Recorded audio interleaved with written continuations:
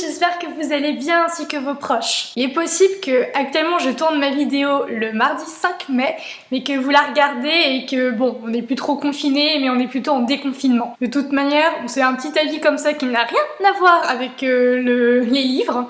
C'est juste mon avis, de toute manière, confinement, déconfinement, le virus est toujours là et c'est pour ça que je continuerai toujours à vous demander si vous allez très bien ainsi que vos proches. Alors, pour ce livre-là, en fait, c'était pas prévu.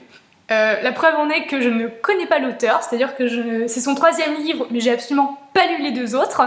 Donc n'hésitez pas, si c'est le cas, que vous aimez cet auteur, ou en tout cas vous avez lu ces 2 autres livres, ou que vous avez également lu celui-ci, n'hésitez pas, surtout pas à le dire en commentaire, parce que clairement je pense que je peux être tentée de lire ces 2 autres titres. C'est en me baladant sur Instagram, parce que j'adore ce réseau social. D'ailleurs je vous mets mon lien Instagram, n'hésitez pas à aller me voir aussi sur Instagram. Je poste très peu de vidéos, voire pas du tout. Par contre je mets beaucoup de photos et sur les lectures en grande majorité. Et donc je suis beaucoup de maisons d'édition sur leur compte Instagram et notamment l'édition Charleston que j'aime particulièrement parce que, mais je crois que vous en avez déjà parlé lors des favoris 2019, c'est une maison d'édition et donc certaines de ses productions que j'ai suivies un peu plus particulièrement en 2019 parce que ça m'intéressait, c'est tourné sur le féminin et comme je suis un peu féministe, ben du coup ça me parle, voilà, ça me parle. Et donc ils ont fait une vidéo où je crois qu'une éditrice lisait le 1er chapitre. C'est pas ça qui m'a donné l'idée de le faire en fin de vidéo. Je vous dirai après à quel moment j'ai eu cette idée-là, en espérant que ça vous plaît. Et donc il s'agit de Un enfant à tout prix de Pascal Rodelma aux éditions Charleston. Et j'ai pas trop réfléchi dans le sens où voilà, donc je l'ai lu sur ma liseuse, on voit pas du tout très bien, voilà, c'est le problème, c'est que ma liseuse elle est en noir et blanc, elle est pas en couleur, mais promis je vous mettrai le livre en couverture en couleur, ça sera quand même vachement plus visible. Et donc on se retrouve avec Isabelle, donc notre protagoniste, une des protagonistes, qui a 28 ans, qui est hôtesse de l'air et qui rencontre Andrew et ils tombent amoureux et donc dans leur histoire de couple au début tout va très bien et au fur et à mesure Andrew a envie d'enfant, elle n'est pas contre, par contre elle a des grandes difficultés de tomber enceinte et c'est là où ça met déjà un peu le schmilblick dans leur couple. À côté de ça, on suit un autre couple qui, eux, ça fait des années qu'ils essayent d'avoir un enfant, mais bon, ils n'y arrivent pas. Parce qu'elle aussi, elle a un souci et en fait c'est un peu au début des années, je crois que c'est dans les années 80 si je dis pas de bêtises. Mais sûrement que j'en dis parce que comme ça fait longtemps que je l'ai vu, du coup j'ai plus forcément les dates en tête. Mais en gros c'est une histoire qui se passe en France et au moment où on commence à faire des FIV.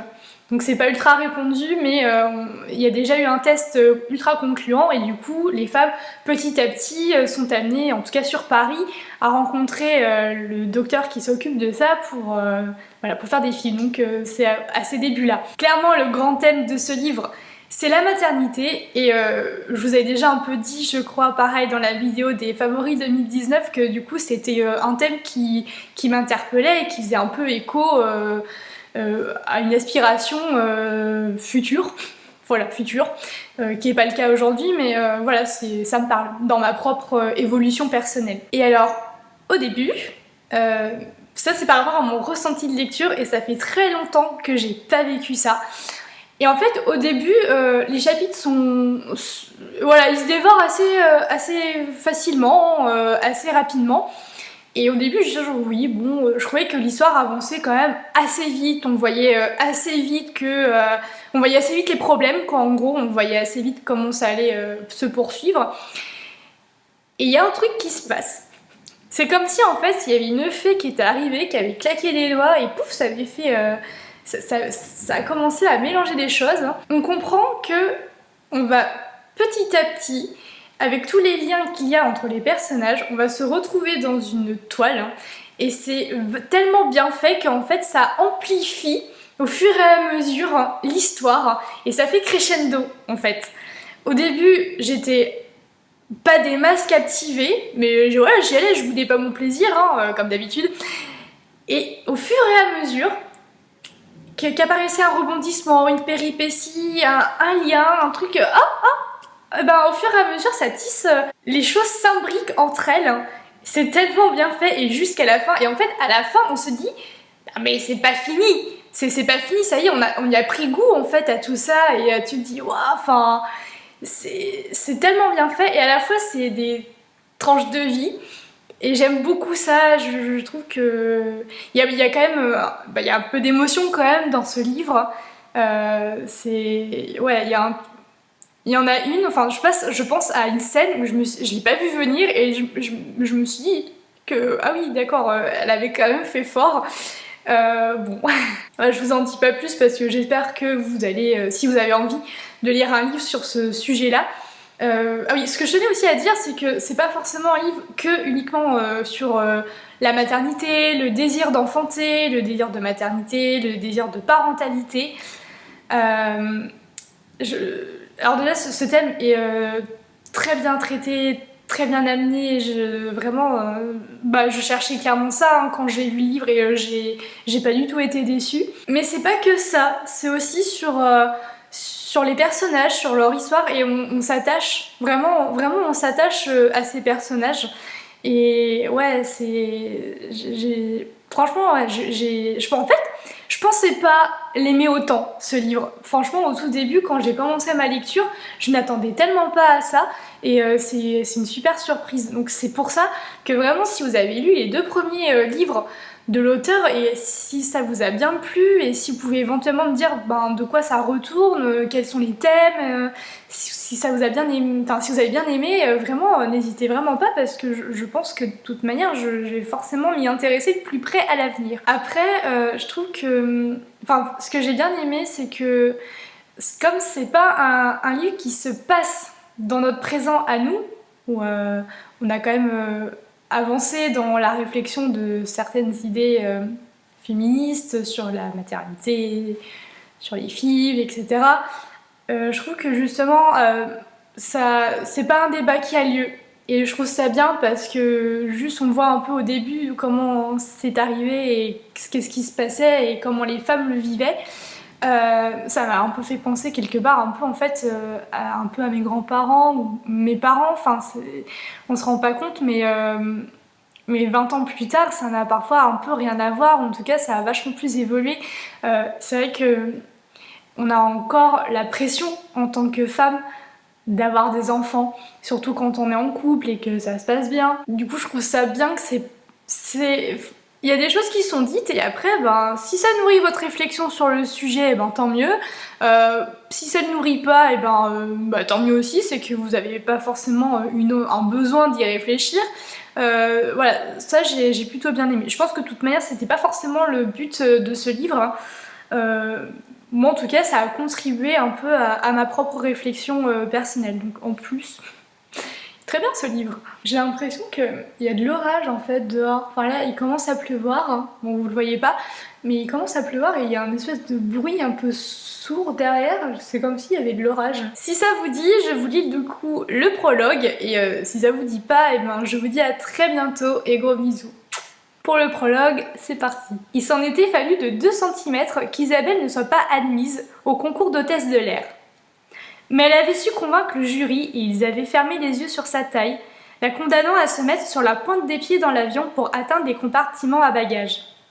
7 ans plus tard, elle avait encore, à l'approche du départ, cette douce sensation au creux de l'estomac où se mêlaient excitation et joie. Debout devant la glace, elle terminait de discipliner ses boucles noires. Son chignon devait être parfait et pas un cheveu ne pouvait dépasser du petit calot à visière bleu marine qui accompagnait son uniforme signé Balenciaga.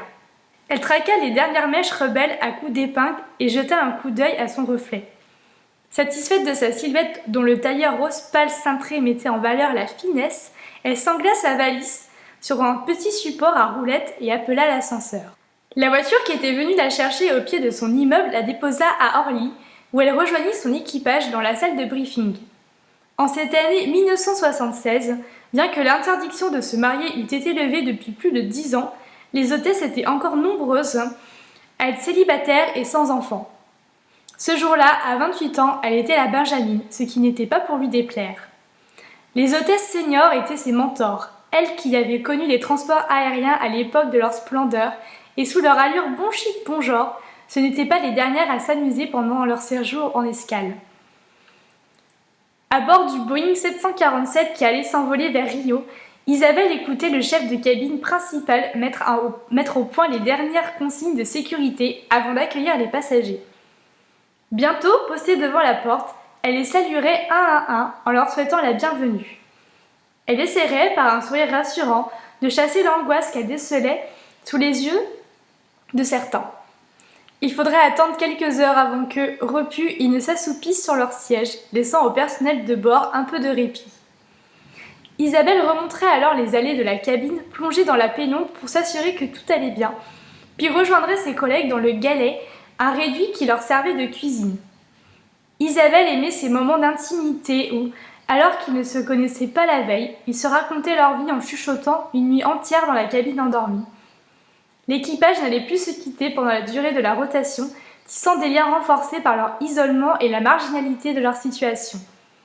Elle avait cru au début en ces belles amitiés, nées d'un vol en commun, mais elle avait rapidement déchanté en comprenant qu'elles étaient éphémères. Désormais, elle savourait l'instant présent, sans se soucier du lendemain. C'était le prix à payer pour vivre des aventures inoubliables et découvrir des lieux dont elle n'aurait même pas imaginé l'existence. Car si elle passait la plupart de son temps à dormir quand elle était chez elle, il n'en était pas de même lorsqu'elle était en escale, où elle avait la chance de pouvoir rester parfois plusieurs jours. Toute luxueuse qu'était sa chambre d'hôtel, elle n'y faisait que de brefs passages. Elle avait appris à dompter son sommeil et il n'était pas de visites, d'excursions ou de soirées auxquelles elle ne participait pas. Isabelle vivait à 100 à l'heure. Le revers de la médaille, c'était le désert de sa vie sentimentale. Elle n'avait guère, de temps à autre, qu'une aventure avec un steward ou un pilote. Elle se consolait en se disant qu'elle était libre comme l'air et qu'être amoureuse serait bien trop contraignant. Et après, je vous laisse avec la suite. Debout devant la glace, elle déterminait... Si, on est d'accord, c'est de l'orage ça. Bah c'est génial, on va tourner pendant l'orage. Actuellement, c'est le gros déluge à ma fenêtre. Là, vous entendez ? Je sais pas si on entendra, hein, mais c'est le gros déluge. Si, je vais quand même essayer de vous montrer, de vous faire basculer. Enfin, basculer, c'est pas grand bien mot, mais... Voilà. Gros déluge.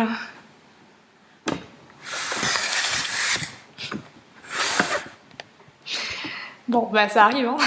Au moins, ça fait de l'eau pour la terre, il y en a qui sont contents. Bon, sur ces paroles un peu mouillées, je vous dis à très bientôt. N'hésitez pas à commenter si vous avez envie de commenter en bas. Je vous souhaite toujours de très belles découvertes littéraires. Gros bisous.